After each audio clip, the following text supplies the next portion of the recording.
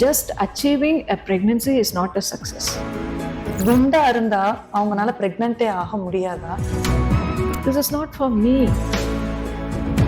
அதான் ஏன் மேம் இந்த சி செக்ஷனும் அதோட சேர்ந்து இன்க்ரீஸ் ஆகுது? See, anything self-conscious illama, no one can change anything. இப்போ நார்மல் டெலிவரிங்கிற வார்த்தை கேட்கறதே ரொம்ப கம்மியா இருக்கு. இப்போ யார் வந்து they get pregnant easily? பிரெக்னெண்ட்டாக இருக்கும்போது ஒர்க் அவுட் பண்ணோம்னா அது நார்மல் டெலிவரிக்கு.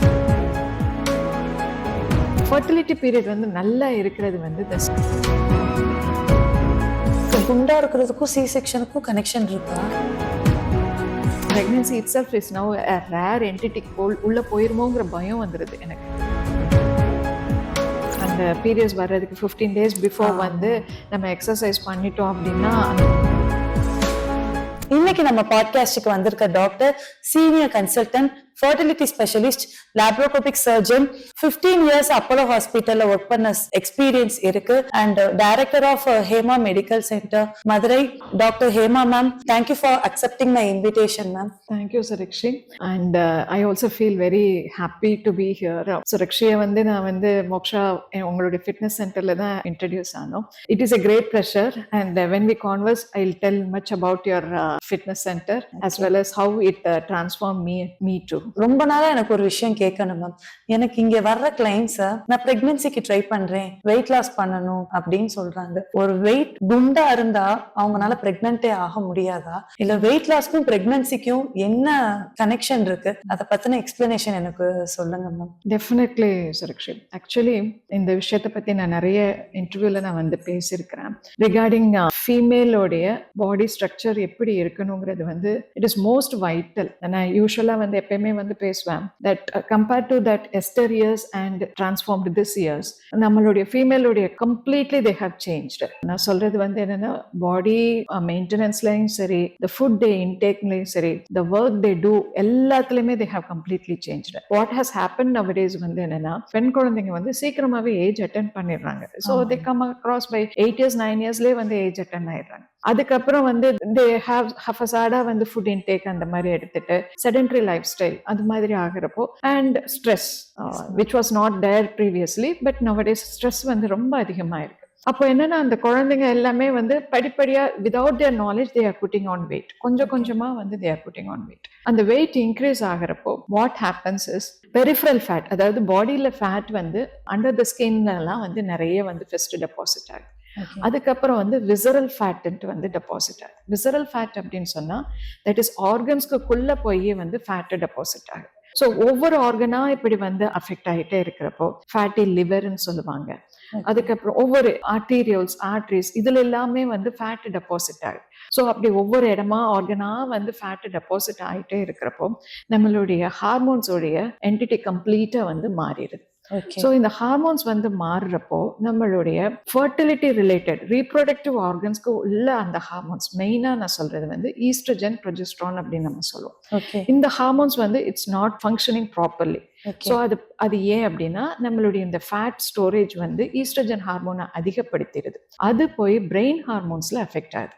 அந்த பிரெயின் ஹார்மோன்ஸ் வந்து நம்மளுக்கு ஆக்டிவா இருந்தாதான் நம்மளுடைய ஓவரி எக்குன்னு சொல்லுவோம். அந்த எக்கு வந்து என்னன்னா மந்த்லி வந்து ரிலீஸ் ஆகணும். அந்த ப்ராசஸ் எல்லாமே கம்ப்ளீட்டா அப்படியே நின்னுருது. So what happens is the egg is not released properly in a cycle. So அந்த எக் ரிலீஸ் ஆகாததுனால த ஹார்மோன்ஸ் எல்லாமே இம்பேலன்ஸ் ஆயிடுது. Okay. So the hormones again imbalance ஆகிறப்போ their periods will get naturally be postponed. Okay. They won't get their periods மாசம் வரணுங்கிற அந்த logic இல்லாம they get once in a while. என்னைக்காவது ஒரு நாளைக்கு 2 மாசம் 3 மாசத்துக்கு ஒரு தடவை அந்த மாதிரி பீரியட்ஸ் வர ஆரம்பிக்குது. So what happens is இவங்களுக்கு எக்கே ரிலீஸ் ஆகாததுனால the fertility will be very difficult. Egg release ஆகாமையே கூட இவங்களுக்கு பீரியட்ஸ் வரும். ஸோ இவங்கனால வந்து என்னன்னா நம்ம எதிர்பார்க்கிற மாதிரி வந்து கல்யாணம் ஆன உடனேவோ இல்லை அவங்க பிளான் பண்றப்பயோ வந்து they can't get into the fertility status. Okay and இப்படியே வந்து பிரெக்னன்சி ஆனாலுமே வந்து டூ ஒபீஸ் ஃபார் தியர் அந்த பிஎம்ஐ இண்டெக்ஸ் இதெல்லாம் நம்ம கால்குலேட் பண்ணுவோம். இப்படி பார்க்குறப்போ what all the complications they can encounter during பிரெக்னன்சிங்கிறது அது மோஸ்ட் இம்பார்ட்டன்ட்.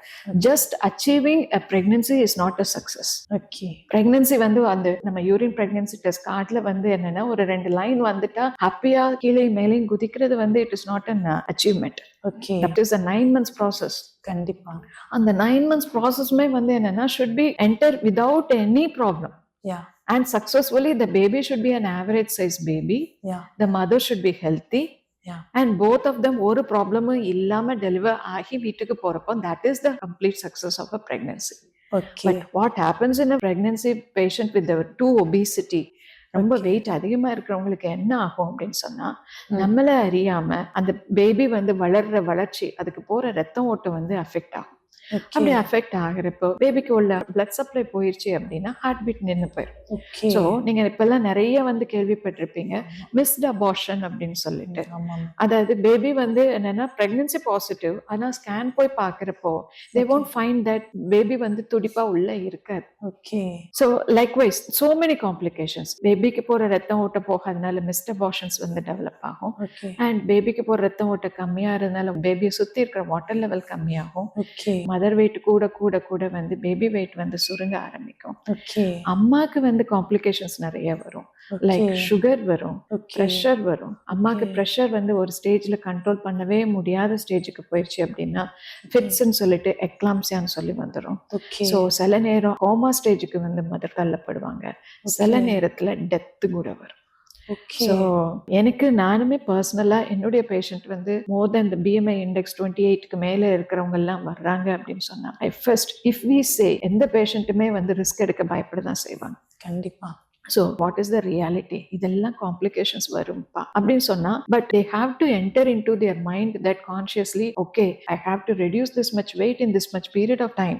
அதுக்கப்புறம் நம்ம வந்து கன்சீவ் ஆகணும். ஏன்னா இப்போ சப்போஸ் ஒரு அம்மா வந்து என்னன்னா ஒரு ஆர்டினரியா ஒரு 70 kg விமன் அப்படின்னா இந்த பிரெக்னன்சி டைம்ல வந்து ஒரு 10 to 12 kg வெயிட் வந்து கூடும்.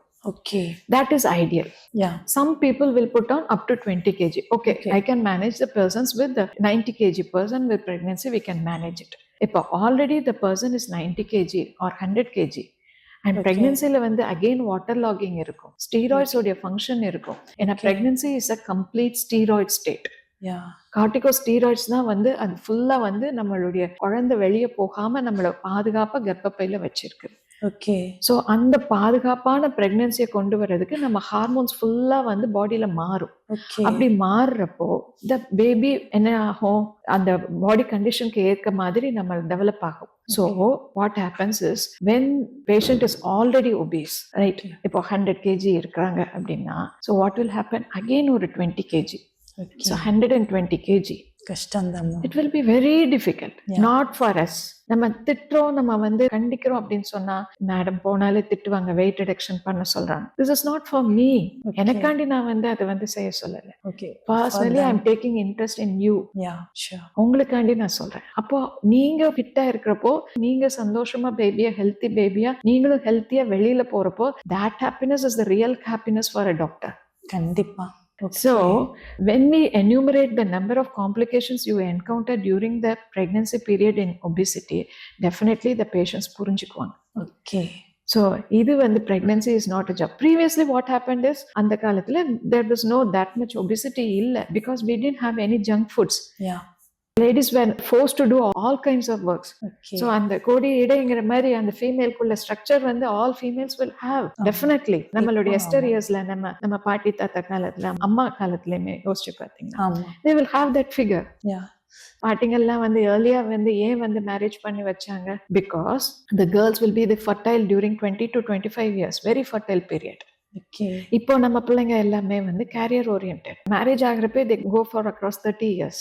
யா ஸோ அப்படிங்கிறப்போ வந்து நேச்சுரலி ஏஜ் ரிலேட்டட் ஒபிசிட்டியும் இருக்கும், ஓகே ப்ளஸ் நம்மளுடைய ஃபுட் ஹேபிட் ஒபிசிட்டி இருக்கும், நம்மளுடைய செடென்டரி லைஃப் ஸ்டைல் ஒபிசிட்டி இருக்கும், ஓகே ஸ்ட்ரெஸ் ஃபேக்டர்ஸ் ஒபிசிட்டி இருக்கும். ஓகே ஸோ இத்தனை ஃபேக்டர்ஸுமே வந்து இந்த காலத்து பிள்ளைங்களுக்கு we are encountering. Okay So this cannot be in a magic in 1 or 2 days or in 1 or 2 months. We can't cut down everything. இது வந்து என்னன்னா first we have to enter into the patient's mindக்குள்ள வந்து நம்ம வந்து அடிச்சு ஆணித்தரமா உள்ள நுழைக்கணும். Super அவங்களுக்கு நுழைச்சாதான் அவங்க வந்து anything self conscious இல்லாம no one can change anything. So அந்த செல்ஃப் கான்ஷியஸை நம்ம வந்து அவங்கள்ட்ட இன்புட் பண்ணிட்டோம் அப்படின்னு சொன்னா definitely the patient is hours.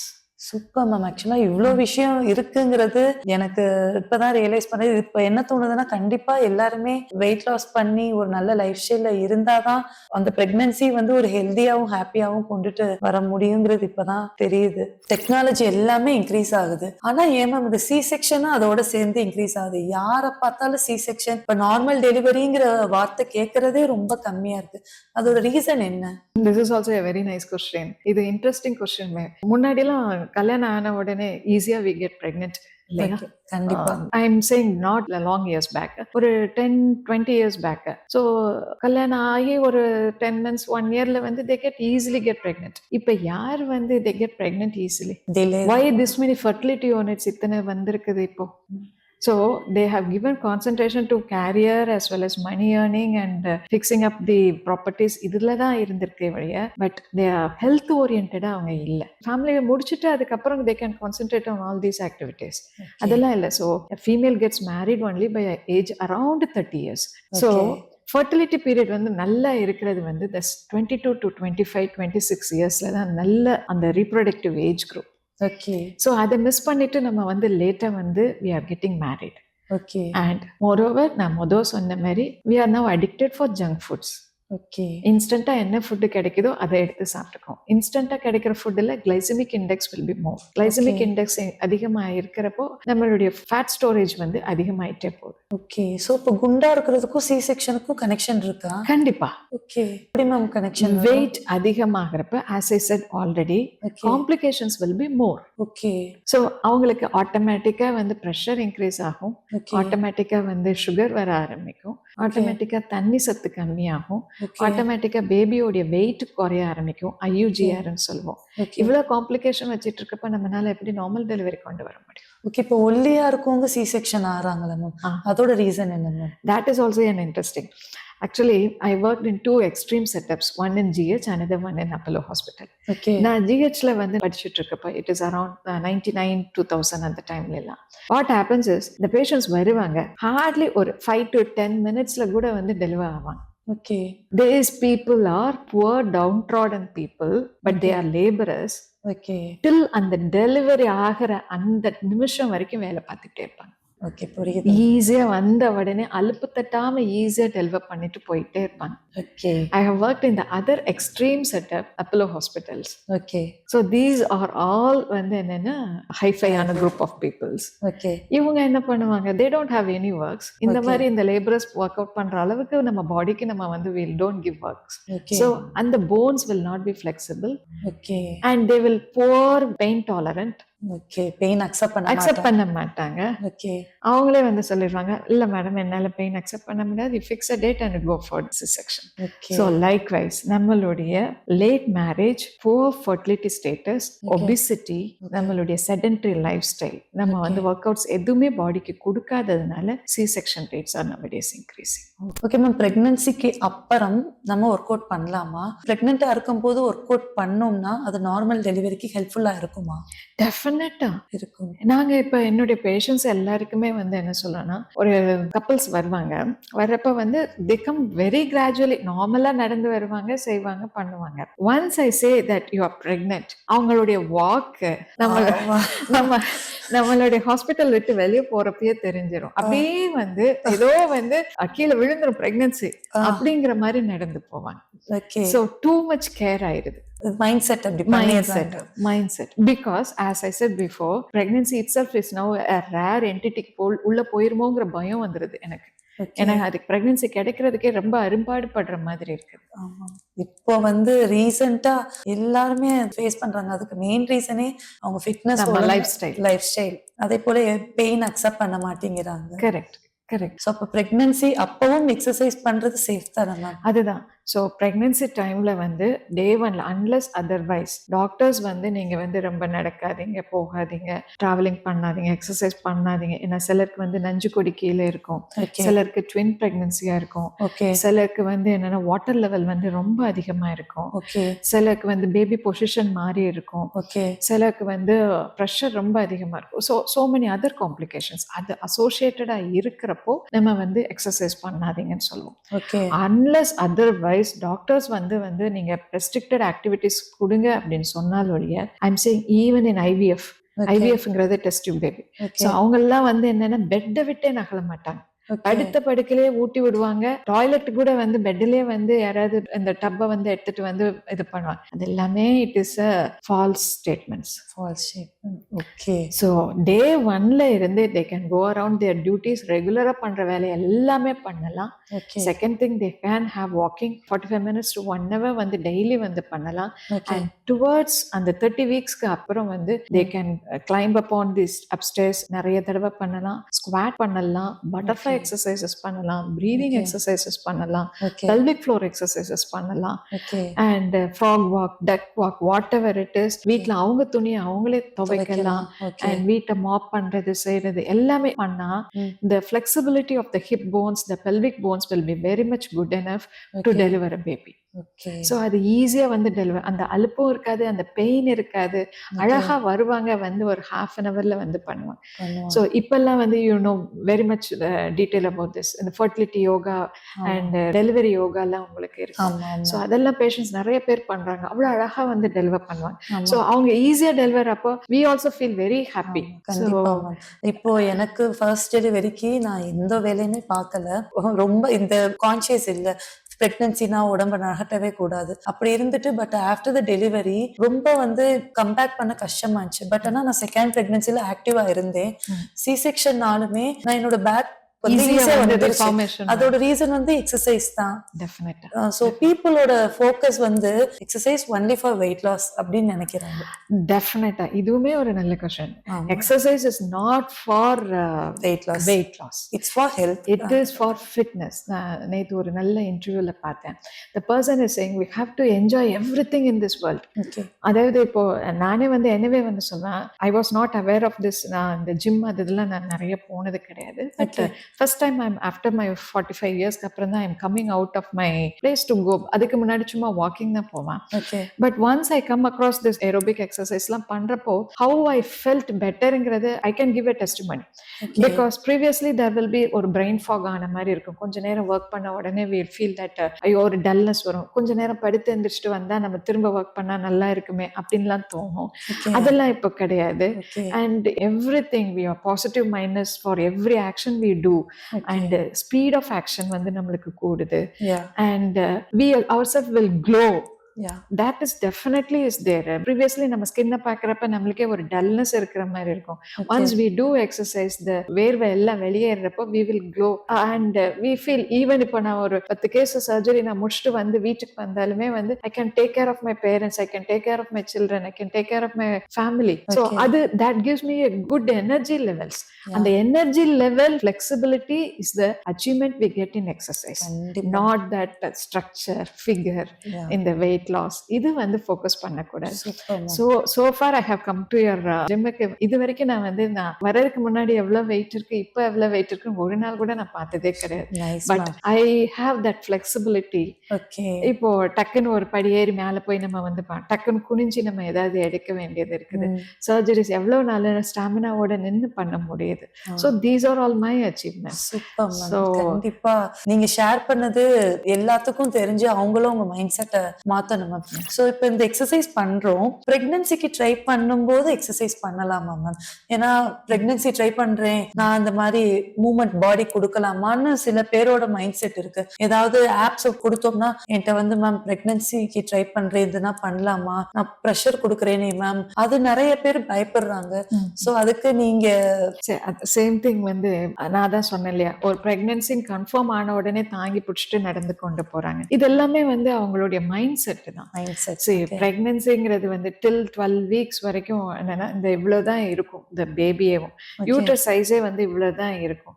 So unless otherwise vibrations வந்து நம்மளுடைய அந்த நிறைய பேர் எக்ஸசைஸ்ல வைப்ரேட்டிங் மெஷின்ஸ் வச்சு பண்ணுவாங்க இல்லையா, ஸோ அது மட்டும்தான் அவாய்ட் பண்ணணுமே ஒழிய பட் ரொட்டீன் எக்ஸசைஸோ ரொட்டீன் வாக்கிங்கோ அது எதுவுமே ஸ்டாப் பண்ண வேண்டிய அவசியமே கிடையாது. Okay ma'am. ஸோ ஷியரா வந்து பிரெக்னன்சி ட்ரை பண்ணாலும் சரி எப்பனாலும் நம்ம definitely what happens during exercise நிறைய பிளட் வெசல்ஸ் வந்து ஓப்பன் ஆகுது, சர்க்குலேஷன் நல்லா இருக்குது, அப்படிலாம் பாக்குறப்போ அந்த யூட்ரஸ்க்கு போற பிளட் சப்ளை நல்லா இருக்கும், அப்போ அந்த பேபி growth நல்லா இருக்கும். So we have to take it in the positive sign like that only. Okay okay. ஏன்னா அவங்க எக்ஸசைஸ் பண்ணாலும் இருந்தாலும் உங்க ஃபேமிலியில உள்ளவங்க பிரெக்னன்சி ட்ரை பண்ற இப்ப போய் எக்ஸசைஸ் பண்ற அப்படிங்கிற ஒரு புரிய வைக்கணும், புரிய வைக்கணும். பட் வந்து டெஃபினட்டா அவங்க வந்து எக்ஸசைஸ் பண்ணலாம், 100% பண்ணலாம், நல்லாவே பண்ணலாம். அவங்க சொல்லுவாங்க நிறைய பேர் ஒரு மித் இருக்குது, தட் இஸ் அந்த பீரியட்ஸ் வர்றதுக்கு 15 days பிஃபோர் வந்து நம்ம எக்ஸசைஸ் பண்ணிட்டோம் அப்படின்னா அந்த பேபி வந்து அபார்ட் ஆயிரும், இவ ரொம்ப எக்ஸசைஸ் பண்ணிட்டா மேடம், இவ ரொம்ப டிராவலிங் பண்ணிட்டா, இவ அங்க போனா இங்க போனா ஊரை சுத்திட்டு இருந்தா அதனாலதான் அபார்ட் ஆயிடுச்சு. இதெல்லாம் common versions, but there is nothing. இது திரும்ப நான் இதுக்கு முன்னாடியும் சொல்லியிருக்கேன், நான் சிங்கப்பூர்ல வந்து I went for IVF training, test tube centre training காண்டி போயிருந்தேன். அப்போ வந்து நிறைய இன்டர்நேஷனல் பேஷண்ட்ஸ் தான் நிறைய வருவாங்க, நாட் த லோக்கல் பர்சன்ஸ் ரொம்ப இருக்க மாட்டாங்க. அவங்க எல்லாம் வந்து எம்ப்ரியோ டிரான்ஸ்ஃபர் அந்த கருவை எடுத்து உள்ள வைப்போம் நம்ம, அந்த உள்ள வச்சுட்டு அடுத்து ஒரு 3 மணி நேரத்துல ஏர்போர்ட்டுக்கு போய் அவங்க ஊருக்கு ஃப்ளை பண்ணி போவாங்க. ஸோ ஆனா நம்ம ஊர்ல இங்க வந்து ஒரு பெட் ரெஸ்ட் ஹவுஸ் அரெஸ்ட் மாதிரி நம்ம வந்து ட்ரீட் பண்ணுவோம். It is not like that. So கருங்கிறது வந்து என்னன்னா ஒரு கண்ணுக்கு கூட தெரியும், ஒரு புள்ளி, அது மைக்ரோஸ்கோப்ல பார்த்தா தான் தெரியும், ஒரு புள்ளி மாதிரி இருக்கும். ஸோ அது உள்ள போய் செட் ஆகி வளர்றதுக்கு வந்து it takes nearly 4 weeks. And 6 weeksல நிறைய பேஷண்ட் வந்து பார்த்துருப்பீங்க ஒரு மைல்டு ப்ளீடிங் இருக்குன்னு சொல்லுவாங்க. இதெல்லாம் வந்து இம்ப்ளான்டேஷன் ப்ளீடிங், அந்த யூட்ரஸ்ல போய் அட்டாச் ஆகுறப்போ நஞ்சுக்கொடி போய் உள்ள போய் ஃபிக்ஸ் ஆகுது, அது ஃபிக்ஸ் ஆகுறப்போ ஒரு மைல்டு ப்ளீடிங். ஸோ இதெல்லாமே normal. So there is nothing wrong in doing exercise until otherwise உங்களுடைய டாக்டர் வந்து வேண்டாம் பண்ணாத அப்படின்னு சொல்ற வரைக்கும் you can do everything. Very informative ma'am. As a டாக்டரா ஒரு விமனுக்கு நீங்க என்ன அட்வைஸ் பண்றீங்க மேம்? ஏன்னா ஒரு விமன் தான் ஃபர்ஸ்ட் பியூபர்ட்டி, அதுக்கப்புறம் பீரியட்ஸ் மாசம் பிரெக்னன்சி, அதுக்கப்புறம் மெனோபாஸ், இது எல்லாத்தையும் நம்ம வந்து விமனா நம்ம பண்றோம். பட் எவ்ரி ஸ்டேஜ்ல சொசைட்டி பீரியட்ஸ் அப்ப பண்ணாது, பிரெக்னன்சி அப்ப பண்ணாது, இப்பதான் குழந்தை பிறந்திருக்கு எக்ஸசைஸ் பண்ணாது, இந்த மாதிரி எல்லா சைட்ல இருந்தும் புஷ் பண்ணிட்டு இருக்காங்க. சோ நீங்க இது எல்லாத்துக்கும் ஓவராலா ஒரு விமன் ஹெல்த்தை ப்ரொடெக்ட் பண்றதுக்கு ஒரு அட்வைஸ் என்ன சொல்லணும் மேம்? Exercises வந்து it applicable for both male and female. It is not just a female alone. But female we come across so many hurdles in our body structure நால வந்து we have to maintain it definitely. நான் previously சொன்ன மாதிரி it is not for body shape or somebody to admire us. அதுக்காண்டி we are not going to do exercise. இது வந்து confidence, அவருடைய confidence level, நம்மளுடைய ஃபிளெக்சிபிலிட்டி லெவல், நம்மளுடைய எனர்ஜி லெவல், நம்மளுடைய மைண்ட் செட் லெவல், இதுக்கு தான் நம்ம எக்ஸசைஸ் பண்ணணுமே ஒழிய it is not for others. கண்டிப்பா you are not going to be attractive for others. It is for you have to be attractive for yourself.